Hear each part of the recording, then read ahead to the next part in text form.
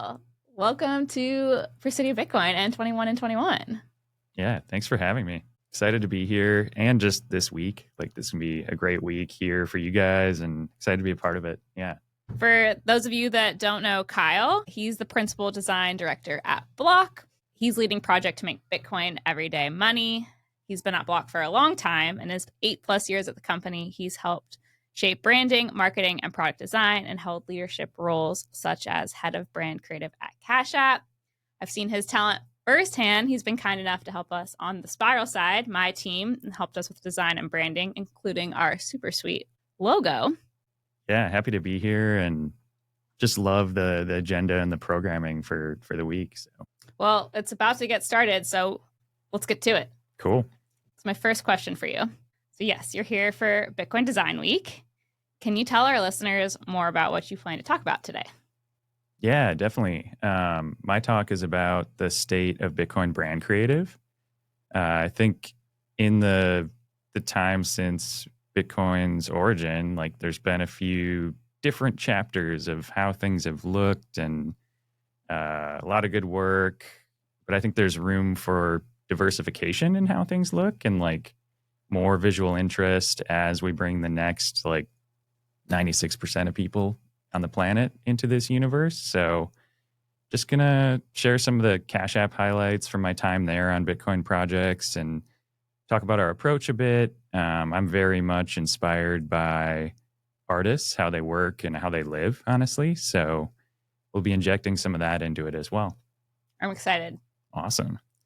So as a designer, like what got you originally interested in Bitcoin to begin with? Good question. I was working in Chicago at a few financial institutions as a contractor doing essentially like, I guess it was kind of a fusion of product design and brand design at the time. This is kind of 2012, 2013-ish, and had started to hear about Bitcoin in the background and just started to witness. I was getting into like trusts and like setting up family offices and designing for that and kind of getting a peek behind the curtain of the 1%, and just formed my own opinions that like I wasn't super interested in that world and like continuing to serve them. So it was kind of a perfect storm of getting a taste of that and also finding something that could be a more fair and like balanced solution. I was immediately hooked, and here we are now. Well, I get that. So one of the themes of Design Week is designing future money. What does that kind of mean, and how can we think about that compared to what we have now? Yeah. Designing future money. I love the phrase. It's very like conjures up like so many thoughts. I think for me, I get more into the like, great, we have a new reserve. How do we make the layer 2 on top of that like work for everyone? Historically, like I was talking about with the 1%ers, the family offices, like they have all these very specialized tax optimization folks on their teams that are, it's like an army of financial people optimizing everything for them. I think something like Bitcoin mixed with open source, it's like you can set up something like that for everyone, and like financial savviness can be had by all. It doesn't need to be an elite thing run by an army of operators. So that's like the high level abstract. Yeah. I have a deeper cut though. You have a deeper cut? Oh yeah, let's go deep. I think money could fade into the background a little bit more. I don't know. I've always been intrigued by more local economies, circular economies, and measure of labor. But I think if like Bitcoin really, or something like it really, we nail it, I think it can move money out of the forefront of people's minds. Like this is generation over generation, like long time out, but maybe we don't have to think about it as much, and we can focus on the tasks at hand, and the trades can be automated in the background, and the labor can be captured. There's something really utopian that I can't quite articulate yet that I'm pretty excited about. Is there something that like you think we can do on the design side to help make money not feel so the forefront of our minds? So stressful. So stressful. Yeah. Yeah, I think it's we're kind of just getting started. Like as a currency, Bitcoin is so young. I think we're pushing in all the right ways, having things like this design week and all the all the boot camps and like sprint projects. Like it's great. I think eventually we might have to I don't know, like learn from that financial realm of financial advice and like how to layer some of that into this on top of the currency, but I think we can figure that out. Yeah. Well, I know that you're fascinated with Bitcoin and kind of the intersection with the arts. Like maybe that this kind of cultural side can help Absolutely. make money feel less stressful, more fun. Yeah. My my observation with artists is I always like to talk about how there's two paths in history. There's kind of the oral and written history that's captured and edited and perfected, ends up on Wikipedia or kind of in the written dialogue. And then there's the artist version of history that takes, it's not as actively captured. It takes a few years to get validated and put through the collector system. But I don't know, since the early times of religion, like art has been a big piece of history as well, and kind of an easier way for people to experience history. And I think artists now, because of the times we're living in, it used to be you just encode beauty or like paint from the scene. And now it's very different. It's there's a lot of complex things happening, like Bitcoin and all the communication things happening. So artists are encoding societal dialogues in really fascinating ways that are layered, complex, but stimulating and hard hitting. Yeah. Very cool. And you told me that one project in particular that you think is cool is Satship. Yeah. I'm kind of I know this is a little bit spicy, but anything in the like ordinal, sat chip, like all the things happening around the asset behind the money, I think it's really interesting. Authenticity, provenance, like a lot of those things end up being transferred from generation to generation in addition to money, and like sometimes outweigh the money in value. So mapping actual physical goods to a shared global system of value is pretty fascinating to me. I know there are a lot of like projects heating up in this space. I don't have a particular favorite, but I'm just super optimistic about that realm. Well, kind of leaning on spicy hot takes. I know that you have a lot of thoughts on kind of the Sats versus Bitcoin Oh, discussion. And for our listeners that don't know, there's kind of discussions going around on how we best display the fractions of Bitcoin, which is currently mostly in Sats. But there's people who want to change that denomination to just be Bitcoin. yeah. I think my initial reaction to it, I was a little like, whoa, don't change anything. This is like the holy book. Like, come on. After like processing a bit more, talking to some folks in the community, I've come around to the system. I get really, the designer in me gets very kind of OCD about logic. So if there's any pieces of the change that seem confusing or I don't know, room for interpretation, I like to just button that all up. So I don't know if this is anyone else is in this camp. I'm kind of in the camp of let's preserve some of the original history as we make this transition and like let's create, a symbol in addition to just the BTC ticker that can be a shorthand in interface design and in brand design that specifically indicates original whole coin. I know we might not need that in the next 96%, but I think it'll just make the logic a lot easier and the interface design cleaner. Yeah, it sounds like harmless and innocent, but I think those are big things. So, Totally. and I just love like the whole system, like everyone having dialogues about this and like working through it together. It's a really, as a designer, like I observe a lot of the technical conversations and it's like a little over my head sometimes, but I trust that everyone's like figuring out the right thing. This is one that I've been a little closer to and uh pretty pretty impressed with just everyone's pretty open and working through it. Yeah. I mean, it's definitely like a big change. I mean, maybe 96% of the population doesn't know what a sat is, but Yeah. I mean, there's been a lot of people who've been in the Bitcoin space for a while that definitely do know what it is, and so it's shifting. But I think what influenced me is like Bitcoin has such a big network effect, the name, the brand, and so we want to bring people to use Bitcoin as everyday money. Yeah. Just leaning into that can really help. Absolutely. And I kind of think of I'm sure we all have these conversations of like, I'm too late. Like, it's too late. Like, just making that more accessible, breaking that unit down, making it approachable. I think that's going to be a net win in the long term. And I don't know, maybe there's like a separate schedule of the halving that we need to like. In my mind, I was like, this is kind of it's not the same, but it's like a stock split.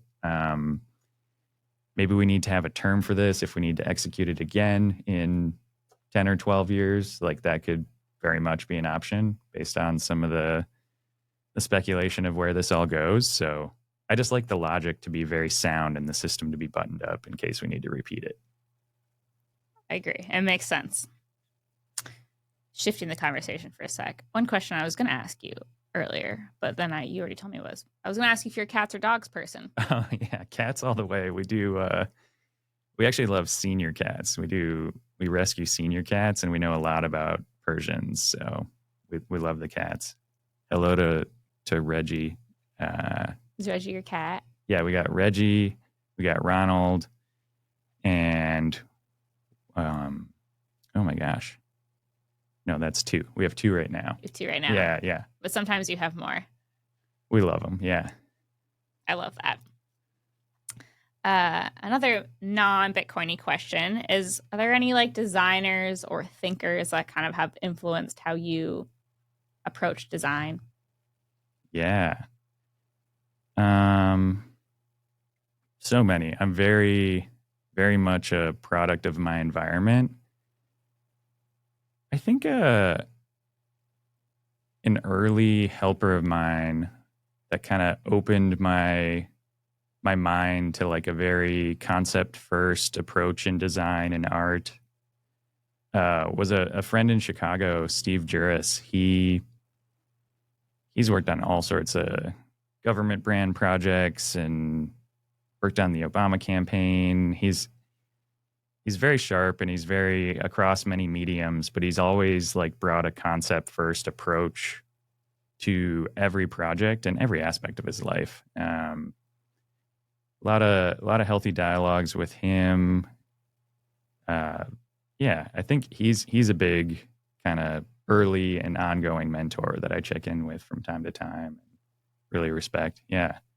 I've talked to a lot of designers this week, which has been fun since we normally have a lot of engineer technical folks in the office. And a couple of them have really mentioned this fact of like being influenced by our environment and just being observant. And that has really been something that I've enjoyed hearing, and just, yeah, I would love your thoughts on that. Yeah. I think like I'm coming from being on site with like customer research last week. Like part of being a good designer is being a good observer. It informs your taste. It informs like the context of which you're empathetic to making decisions in design work. And it also just informs your happiness. Like I'm very happy when I'm in spaces that stimulate me. I'm very happy when they're beautiful and like not classically beautiful. Like beauty can be very personal. And yeah, that's kind of the job of designers and artists, is to help translate that, bring it to projects, and observation is such a huge part of that. Well, this is why like this week and just the Bitcoin design community in general is so important that, everyone has their strength in the ecosystem and what we're trying to build, but encouraging, developers, marketers, everybody to like work together with design, I think can really bring a product, to the people much better. Absolutely. Yeah, it takes a village on all fronts. The team I'm starting to work with a lot more at Block, or a few teams rather, we have kind of an ecosystem around this. It's like so many specialized roles and experts that just help rally around a good core need and bring design in at the right time. So yeah. It's a good time to bring design into Bitcoin. Uh, One of our missions at Presidio Bitcoin is to try to bridge this gap between Bitcoin and Silicon Valley. Like, how can we get designers in Silicon Valley more excited about Bitcoin? Either maybe just on the side, everyone has their job, they need to make a living, or working on it full time. Yeah. I think about that a lot. It's a lot of Bitcoin, like even I at the start, like I come from a family, my dad's a retired software engineer. Like I have some technical chops, but I'm just not as deep. Like I've listened to a few of these podcasts, and a few of them I'm like, whoa, okay, I'm in the deep end. I love it. I gotta like get on this level. I think democratizing and like translating information will help that. But for me, it's about bringing kind of an artist lens into the fold. Um, Artists are always, if they're succeeding or trying to, they have to self sustain, and they're kind of a perfect candidate to like stimulate us and talk about aesthetics and concepts, but also separately the way they live their lives and like self fund and have to work with institutions and galleries. Like there's a lot to be learned there, and they're just really fun to hang out with. Like designers are fun, but like artists are like the most fun. We love having fun. Do you see Bitcoin itself as an art? Oh, I like that question a lot. I see it as a utility that can enable art. Yeah, there's something beautiful about it, but I still feel like romantic in me wants to be like, yes. But I think it needs to play a utility role and empower art. Yeah. Maybe if we can do a better job at telling that side, that would get artists and designers more excited about working on it. Agreed. A few more minutes. Do you have any dream projects that you would love to see either a designer or developer or anyone in the Bitcoin space build? I think a Bitcoin forward art gallery would be really cool, like just on a small local level. Zooming out to something bigger, I think at least in the US market, there's a lot of room for improvement in how Bitcoin travels in the philanthropy realm. Like this is a very specific technical thing, but when you when you use some of the services where you can bring Bitcoin into a charitable giving account, you have to go through like a appraiser and get your Bitcoin appraised. And it's just kind of a random law firm that will charge way too much money to authenticate your Bitcoin. And it's very goofy. So we should create a better, that might need some policy change too. I don't know exactly what's involved in that, but it's a little goofy and felt like friction. Yeah. That definitely, yeah. We want to minimize friction. Yeah. It felt like the old fiat world kind of grabbing at, yeah. Yeah, we definitely don't want to bring the old fiat world into the Bitcoin sphere. Yeah. We're better than that. I guess kind of going back to your role at Block when you're really focused on making Bitcoin everyday money, how do you think that like we can get that to happen? Yeah. I think it's bringing it out of the reserve space, and like, we have a lot of brands and businesses at Block. We've got mining, we've got the storage wallet.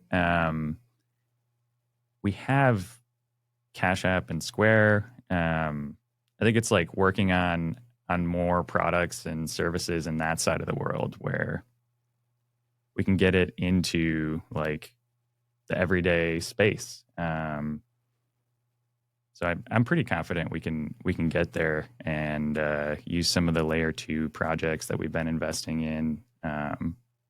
Shouts out to Spiral on LDK. Yeah. But I think I'll leave that to Block to talk about in some of our releases. Yeah. Well, we're gonna do some stuff today. Yeah. I'm gonna lead a track, which I'm nervous to present because my deck sucks, and I know that you probably have a very good one. I am not a designer, but the copy is good. Yeah.